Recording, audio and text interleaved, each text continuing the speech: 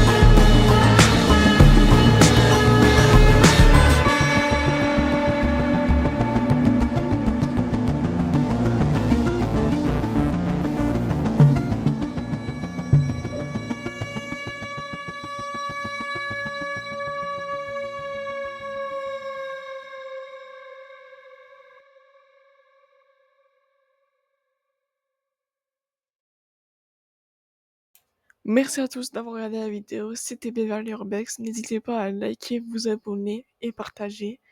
Et on se dit à vendredi prochain pour un nouvel Urbex. Bisous.